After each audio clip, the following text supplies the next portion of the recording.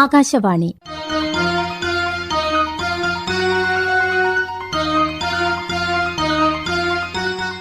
വിദ്യാഭ്യാസ രംഗം. സ്വാഗതം പ്രിയ ശ്രോതാക്കളെ. കാലാവസ്ഥാ വ്യതിയാനം ഇന്ന് ലോകമാകെ ചർച്ച ചെയ്യപ്പെടുന്ന പ്രധാന പ്രശ്നങ്ങളിൽ ഒന്നാണ്. അത് ഭാവികാലത്തെ സംബന്ധിക്കുന്ന ഭീഷണി മാത്രമല്ല, ഇതിനോടകം തന്നെ നാം അനുഭവിച്ചുകൊണ്ടിരിക്കുന്ന യാഥാർത്ഥ്യമാണ്. വിദ്യാഭ്യാസ രംഗത്തിൽ ഇന്ന് ഒരു പ്രഭാഷണം കേൾക്കാം. കാലാവസ്ഥാ വ്യതിയാനവും പ്രത്യാഘാതങ്ങളും. സംസാരിക്കുന്നത് കോഴിക്കോട് രാമകൃഷ്ണ മിഷൻ സ്കൂളിലെ സാമൂഹ്യശാസ്ത്രം അധ്യാപകൻ ജയറാം എൻ ബാലകൃഷ്ണൻ. ലോകത്ത് വിവിധ ഭാഗങ്ങളിലെ കാലാവസ്ഥ വ്യത്യസ്തങ്ങളാണെന്ന് നമുക്കറിയാം. ചില പ്രദേശങ്ങളിൽ കടുത്ത തണുപ്പും മഞ്ഞുവീഴ്ചയും അനുഭവപ്പെടുമ്പോൾ മറ്റു ചില പ്രദേശങ്ങളിൽ അതിയായ ചൂടും വരണ്ട അന്തരീക്ഷവും അനുഭവപ്പെടുന്നു. മിതമായ ഉഷ്ണവും ആർദ്രതയും അനുഭവപ്പെടുന്ന പ്രദേശങ്ങളും ധാരാളമായി ഈ ഭൂമിയിലുണ്ട്. ഇത്തരത്തിൽ കാലാവസ്ഥാ വൈവിധ്യം നിറഞ്ഞതാണ് നമ്മുടെ ഭൂമി.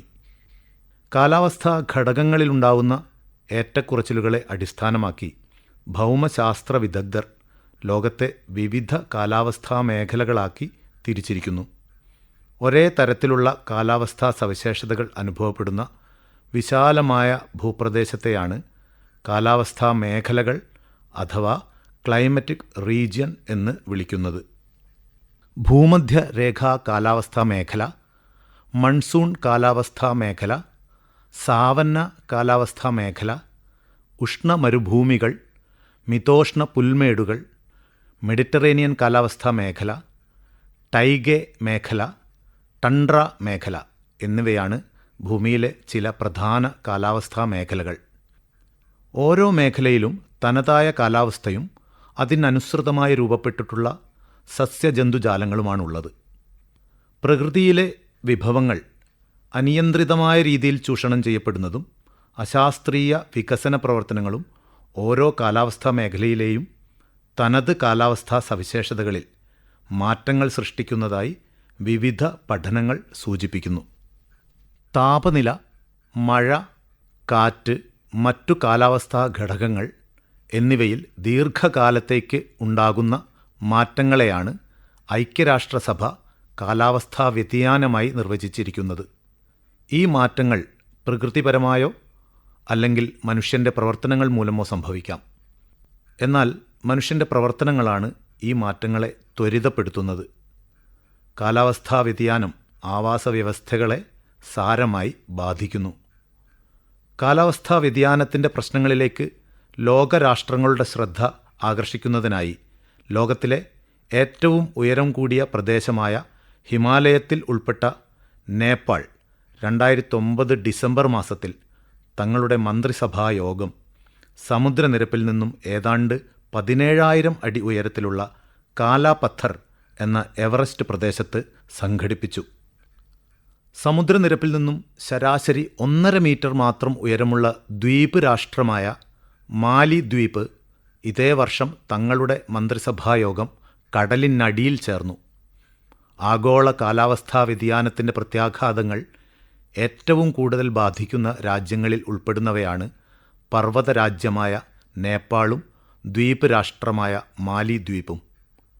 ആഗോള കാലാവസ്ഥാ വ്യതിയാനത്തിൻ്റെ ഫലമായി ഹിമാലയത്തിലെ ഹിമാനികൾ പ്രതിവർഷം 12 മീറ്റർ മുതൽ 20 മീറ്റർ വരെ ഉരുകുന്നു എന്ന് കണക്കാക്കിയിട്ടുണ്ട്. കാലാവസ്ഥാ വ്യതിയാനങ്ങൾക്ക് കാരണമായിട്ടുള്ളത് കാലാവസ്ഥാ ഘടകങ്ങളിൽ ഉണ്ടായിക്കൊണ്ടിരിക്കുന്ന ദീർഘകാലയളവിലുള്ള മാറ്റങ്ങളാണെന്ന് നമ്മൾ ഇതിനകം മനസ്സിലാക്കി. അന്തരീക്ഷതാപം, വായുമർദ്ദവും കാറ്റുകളും, വർഷണം, ആർദ്രത തുടങ്ങിയ കാലാവസ്ഥാ ഘടകങ്ങളിൽ അളവിലും വിതരണക്രമത്തിലും കാലികക്രമത്തിലും ഉണ്ടാവുന്ന മാറ്റമാണ് കാലാവസ്ഥാ വ്യതിയാനം. ഭൂമുഖത്തെ കാലാവസ്ഥ എല്ലാ കാലത്തും ഒരുപോലെ ആയിരുന്നില്ല. ഭൂമിയുടെ ഉദ്ഭവം മുതൽ കാലാവസ്ഥ നിരന്തരമായ മാറ്റങ്ങൾക്ക് വിധേയമായിട്ടുണ്ട്. ഹിമയുഗങ്ങളും ഹിമാന്തരയുഗങ്ങളും ഭൂമിയുടെ സ്വാഭാവിക കാലാവസ്ഥാ മാറ്റത്തിന് ഉദാഹരണമാണ്. സ്വാഭാവിക കാലാവസ്ഥാ മാറ്റങ്ങളോടൊപ്പം മനുഷ്യൻ്റെ ഇടപെടലുകളും ലോക കാലാവസ്ഥയിൽ മാറ്റങ്ങൾക്ക് കാരണമാവുന്നതുകൊണ്ടാണ് കാലാവസ്ഥാ മാറ്റത്തെ സ്വാഭാവികം, മനുഷ്യജന്യം എന്നിങ്ങനെ രണ്ടായി തരംതിരിച്ചിട്ടുള്ളത്. വനനശീകരണം, വ്യവസായങ്ങളിൽ നിന്നുള്ള മലിനീകരണം, ഫോസിൽ ഇന്ധനങ്ങൾ കത്തിക്കുന്നത്, നഗരവൽക്കരണം, എണ്ണ ഖനനം, അമിതമായ ഖരമാലിന്യ ഉൽപ്പാദനം തുടങ്ങിയവയെല്ലാം മനുഷ്യൻ്റെ ഇടപെടലുകൾ എന്ന വിഭാഗത്തിൽപ്പെടുന്നവയാണ്. സ്വീഡനിലെ രസതന്ത്രജ്ഞനായ അറീനിയസ് 1894 നടത്തിയ ഒരു പഠനത്തിലൂടെ എത്രമാത്രം സൗരവികിരണം ഭൗമോപരിതലം തിരികെ പ്രതിഫലിപ്പിക്കുന്നു എന്നതിനെയും ഇൻഫ്രാറെഡ് തരംഗമായി എത്രത്തോളം പരിവർത്തനം ചെയ്യുന്നു എന്നതിനെയും ആശ്രയിച്ചാണ് അന്തരീക്ഷത്തിലെ താപനില സ്ഥിതി ചെയ്യുന്നത് എന്ന് മനസ്സിലാക്കി. അന്തരീക്ഷത്തിൽ കാർബൺ ഡൈ ഓക്സൈഡിൻ്റെ സാന്ദ്രത ഇരട്ടിക്കുന്നത് 5 മുതൽ 6 ഡിഗ്രി വരെ താപനില വർദ്ധിക്കാനിടയാക്കുമെന്നും അദ്ദേഹം കണ്ടെത്തി. അറീനിയസ് കാർബൺ ഡൈ ഓക്സൈഡിൻ്റെ ഈ സ്വഭാവം അന്തരീക്ഷ താപനിലയെ നിലനിർത്തുന്നതിന് സഹായകമായ ഒരു അനുഗ്രഹമായാണ് കണ്ടത്. എന്നാൽ 1950കളിൽ ആണ് അന്തരീക്ഷ താപം 21ാം നൂറ്റാണ്ടിൻ്റെ അവസാനത്തോടുകൂടി ക്രമാതീതമായി ഉയരുമെന്നും ഇതൊരു ആപൽക്കരമായ പ്രവണതയാണെന്നും ഭൂമിയിലെ കാലാവസ്ഥയിൽ വളരെ വിനാശകരമായി തീരുമെന്നും ഭൗമശാസ്ത്ര വിദഗ്ധർ കണ്ടെത്തിയത്. 1963 കൺസർവേഷൻ ഫൗണ്ടേഷൻ എന്ന ഒരു സ്വകാര്യ സംഘടന സംഘടിപ്പിച്ച ഒരു സമ്മേളനം അന്തരീക്ഷത്തിലെ കാർബൺ ഡൈ ഓക്സൈഡിൻ്റെ വർധനവ് ഒരു അപകടകരമായ പ്രവണതയാണെന്നും ജീവജാലങ്ങൾക്കും മനുഷ്യകുലത്തിനു തന്നെയും ഹാനികരമാകുന്ന ഒരു പരിസ്ഥിതി പ്രശ്നമാണെന്നും വിലയിരുത്തി. കാർബൺ ഡൈ ഓക്സൈഡിനെ പോലെ തന്നെ അന്തരീക്ഷത്തിലെ താപനില നിയന്ത്രിക്കുന്ന മറ്റു ചില വാതകങ്ങൾ കൂടിയുണ്ട്. ഇവയെ പൊതുവായി ഹരിതഗൃഹവാതകങ്ങൾ അഥവാ ഗ്രീൻ ഹൗസ് ഗ്യാസസ് എന്ന് വിളിക്കുന്നു. ഈ ഹരിതഗൃഹവാതകങ്ങൾ സൂര്യപ്രകാശത്തെ ഭൂമിയിലേക്ക് കടത്തിവിടുകയും ഭൗമോപരിതലത്തിൽ നിന്ന് തിരികെ പോകുന്ന ഭൗമവികിരണത്തെ തടഞ്ഞു നിർത്തി അന്തരീക്ഷത്തിൽ ചൂട് നിലനിർത്തുകയും ചെയ്യുന്നു. ഈ പ്രതിഭാസത്തെ ഹരിതഗൃഹപ്രഭാവം അഥവാ ഗ്രീൻ ഹൗസ് ഇഫക്റ്റ് എന്ന് വിളിക്കുന്നു.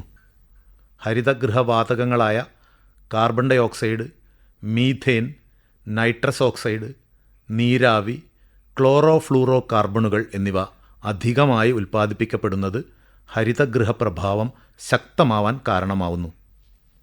കൽക്കരി, പെട്രോളിയം, പ്രകൃതിവാതകം തുടങ്ങിയ ഫോസിൽ ഇന്ധനങ്ങൾ കത്തിക്കുന്നതും വനനശീകരണം വർദ്ധിക്കുന്നതും അമിതമായ കാർബൺ ഡൈ ഓക്സൈഡ് ഉൽപ്പാദിപ്പിക്കപ്പെടുന്നതിന് കാരണമാവുന്നു.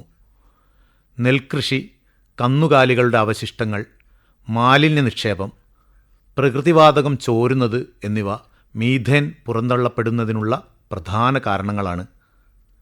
വ്യാവസായിക പ്രക്രിയകൾ നൈട്രജൻ വളങ്ങളുടെ ഉപയോഗം നൈട്രസ് ഓക്സൈഡ് ഉൽപ്പാദനം വർദ്ധിപ്പിക്കുന്നു. ഉയർന്ന താപനിലയിൽ നീരാവി അന്തരീക്ഷത്തിൽ തങ്ങി നിൽക്കുന്നതിനിടയാക്കുന്നു. ഇങ്ങനെ ഹരിതഗൃഹപ്രഭാവം കൂടുതൽ ശക്തമാവുകയും അന്തരീക്ഷ താപനില വർദ്ധിക്കുകയും ചെയ്യുന്നു. ഇതിനെയാണ് ആഗോളതാപനം അഥവാ ഗ്ലോബൽ വാർമിംഗ് എന്നു വിളിക്കുന്നത്. ആഗോളതാപനം അപ്രതീക്ഷിതമായ കാലാവസ്ഥാ മാറ്റങ്ങൾക്ക് കാരണമാവുന്നു. അതിശക്തമായ മഴ, വെള്ളപ്പൊക്കം, വരൾച്ച, ചുഴലിക്കാറ്റ്, സൂര്യാഘാതം എന്നിവ അസാധാരണമായ രീതിയിൽ വർദ്ധിക്കുന്നു. ആഗോളതാപനം മൂലം ധ്രുവപ്രദേശങ്ങളിലെ മഞ്ഞും ഹിമാനികളും ഉരുകുകയും സമുദ്രനിരപ്പ് ഉയർത്തുകയും ചെയ്യുന്നു. സമുദ്രങ്ങൾ ഉയർന്ന താപനില ആഗിരണം ചെയ്യുന്നതിനാൽ സമുദ്രജലത്തിൻ്റെ താപനില കൂടുകയും അത് സമുദ്രത്തിലെ ജീവികളുടെ ആവാസവ്യവസ്ഥയെ ദോഷകരമായി ബാധിക്കുകയും ചെയ്യുന്നു. ലോകമെമ്പാടും നടക്കുന്ന വിവിധ കാലാവസ്ഥാ പഠനങ്ങളിൽ നിന്നുള്ള ചില കണ്ടെത്തലുകൾ നമുക്കൊന്ന് വിലയിരുത്താം. 2023 IPCC സീ ലെവൽ റിപ്പോർട്ടിൽ പറയുന്നത് സമുദ്രനിരപ്പ് പ്രതിവർഷം 10 മുതൽ 20 മില്ലിമീറ്റർ വരെ വർദ്ധിക്കുന്നു എന്നാണ്. 2020 നാസ റിപ്പോർട്ട് ചെയ്തത് ധ്രുവപ്രദേശങ്ങളിലെ മഞ്ഞുപാളികൾ 1978 7.5 ദശലക്ഷം ചതുരശ്ര കിലോമീറ്റർ ഉണ്ടായിരുന്നത് 2019 ആയപ്പോഴേക്കും 3.74 ദശലക്ഷം ചതുരശ്ര കിലോമീറ്ററായി കുറഞ്ഞു എന്നതാണ്. മരുഭൂമിവൽക്കരണം കാരണം 135 ദശലക്ഷം ആളുകൾ അപകടത്തിലാണെന്ന് UN convention to combat desertification കണ്ടെത്തിയിട്ടുണ്ട്. 1850-നും 2020 ഇടയിൽ ആഗോള ഉപരിതല താപനില 1.1 ഡിഗ്രി സെൽഷ്യസ് വർദ്ധിച്ചു. മാസങ്ങളോളം നീണ്ടുനിന്നിരുന്ന മഴ കുറഞ്ഞ ദിവസങ്ങളിലെ അതിശക്തമായ പേമാരിയായി മാറിയിരിക്കുന്നു. ഈ വിവരങ്ങൾ വെറും സംഖ്യകളല്ല, അവ നമുക്കുള്ള മുന്നറിയിപ്പുകളാണ്. ആഗോള താപനം മൂലം മഞ്ഞുപാളികൾ ഉരുകുന്നത് സമുദ്രനിരപ്പ് ഉയരാൻ കാരണമാവുന്നു. ഇത് ദ്വീപ് രാഷ്ട്രങ്ങൾക്കും തീരപ്രദേശങ്ങളിലെ നഗരങ്ങൾക്കും ഭീഷണിയാകുന്നു.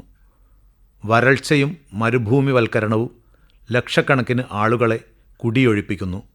ഇത് കാലാവസ്ഥാ അഭയാർത്ഥികൾക്ക് ജന്മം നൽകുന്നു. മഴയുടെ ക്രമം തെറ്റുന്നത് കൃഷിയെയും ഭക്ഷ്യസുരക്ഷയെയും ഉപജീവനമാർഗങ്ങളെയും ബാധിക്കുന്നു. അതിശക്തമായ മഴയും മേഘവിസ്ഫോടനങ്ങളും പെട്ടെന്നുള്ള വെള്ളപ്പൊക്കത്തിനും മണ്ണിടിച്ചിലിനും കാരണമാവുന്നു. കേരളത്തിൽ സമീപകാലത്ത് നടന്ന ദുരന്തങ്ങൾക്ക് നാം സാക്ഷ്യം വഹിച്ചതാണ്. എങ്കിലും നമുക്ക് പ്രത്യാശയ്ക്ക് വകയുണ്ട്. ധാരാളം അന്താരാഷ്ട്ര ശ്രമങ്ങൾ ഈ വിഷയത്തിൽ നടക്കുന്നുണ്ട്. 1992 റിയോ ഡി ജനീറോയിൽ നടന്ന ഭൗമ ഉച്ചകോടിയിൽ സുസ്ഥിര വികസനത്തിനായി 21 ഇന അജണ്ട അവതരിപ്പിച്ചു. 1997 ക്യോട്ടോ പ്രോട്ടോക്കോൾ ഹരിതഗൃഹവാതകങ്ങളുടെ പുറന്തള്ളൽ നിയന്ത്രിക്കാൻ ലക്ഷ്യമിട്ടുള്ളതാണ്. 1987 മോൺട്രിയൽ പ്രോട്ടോക്കോൾ ഓസോൺ പാളിയെ നശിപ്പിക്കുന്ന വസ്തുക്കൾക്ക് നിയന്ത്രണം ഏർപ്പെടുത്തി. 2015 പാരീസ് ഉടമ്പടിയിൽ ആഗോളതാപനം 1.5 ഡിഗ്രി സെൽഷ്യസിൽ പരിമിതപ്പെടുത്താനുള്ള ഒരു സുപ്രധാന കരാർ ഏർപ്പെടുത്തി. 2023 ന്യൂഡൽഹിയിൽ നടന്ന G20 ഉച്ചകോടി ഒരു ഭൂമി, ഒരു കുടുംബം, ഒരു ഭാവി എന്ന വിഷയത്തിന് കീഴിൽ ഹരിത വികസനത്തിനും കാലാവസ്ഥാ ധനസഹായത്തിനും ഊന്നൽ നൽകി. കാലാവസ്ഥാ വ്യതിയാനം പൂർണ്ണമായും ഇല്ലാതാക്കാൻ കഴിയില്ലെങ്കിലും നമുക്കത് ലഘൂകരിക്കാനും അതിനെതിരെ പോരാടാനും കഴിയും. അതിനുള്ള ചില പരിഹാരങ്ങളും സുസ്ഥിരമായ മാർഗങ്ങളും ഇനി നമുക്കൊന്ന് പരിശോധിക്കാം. വീടുകളിലും വ്യവസായശാലകളിലും ഗതാഗത മേഖലയിലും ഊർജ കാര്യക്ഷമത പ്രോത്സാഹിപ്പിക്കുക, സൗരോർജം, കാറ്റ്, ജലം തുടങ്ങിയ പുനരുപയോഗിക്കാവുന്ന ഊർജ സ്രോതസ്സുകളിലേക്ക് മാറുക, പ്രകൃതിയുടെ കാർബൺ വലിച്ചെടുക്കുന്ന സംവിധാനങ്ങളായ വനങ്ങളെ സംരക്ഷിക്കുകയും വികസിപ്പിക്കുകയും ചെയ്യുക, പരിസ്ഥിതി സൗഹൃദ സാങ്കേതിക വിദ്യയെ പ്രോത്സാഹിപ്പിക്കുകയും വ്യാവസായിക മലിനീകരണം കുറയ്ക്കുകയും ചെയ്യുക, ചുറ്റുമുള്ളവരിൽ അവബോധം സൃഷ്ടിക്കുകയും കാലാവസ്ഥാ സൗഹൃദ നയങ്ങൾക്കായി നിലകൊള്ളുകയും ചെയ്യുക. പരിസ്ഥിതി പ്രവർത്തകനായ റോബർട്ട് സ്വാൻ്റെ ശക്തമായ ഒരു ഉദ്ധരണിയുണ്ട്. നമ്മുടെ ഗ്രഹത്തിന് ഏറ്റവും വലിയ ഭീഷണി മറ്റാരെങ്കിലും അതിനെ രക്ഷിക്കും എന്ന വിശ്വാസമാണ്. അതുകൊണ്ട് നമുക്ക് മറ്റാർക്കു വേണ്ടിയും കാത്തിരിക്കാതെ പ്രവർത്തിച്ചു തുടങ്ങാം. നമുക്കും മരങ്ങൾ വെച്ചുപിടിപ്പിക്കാം, വൈദ്യുതി ഉപയോഗം നിയന്ത്രിക്കാം, പ്ലാസ്റ്റിക്കിൻ്റെ ഉപയോഗം കുറയ്ക്കാം, ജലം പാഴാവാതെ സംരക്ഷിക്കാം, എല്ലാറ്റിനും ഒപ്പമുള്ളവരെയും പ്രോത്സാഹിപ്പിക്കാം. കാലാവസ്ഥാ വ്യതിയാനം ഒരു പാരിസ്ഥിതിക പ്രശ്നം മാത്രമല്ല, ഇത് നമ്മുടെ കാലഘട്ടത്തിലെ സാമ്പത്തികവും സാമൂഹികവും ധാർമ്മികവുമായ ഒരു വെല്ലുവിളിയാണ്. നല്ല നാളേക്കായി നമ്മുടെ ഭൂമിയെ സംരക്ഷിക്കാൻ ഒത്തൊരുമിച്ച് നമുക്ക് ഈ വെല്ലുവിളിയെ നേരിടാം. കാലാവസ്ഥാ വ്യതിയാനവും പ്രത്യാഘാതങ്ങളും. ഇതുവരെ സംസാരിച്ചത് കോഴിക്കോട് രാമകൃഷ്ണ മിഷൻ സ്കൂളിലെ സാമൂഹ്യശാസ്ത്രം അധ്യാപകൻ ജയറാം N. ബാലകൃഷ്ണൻ.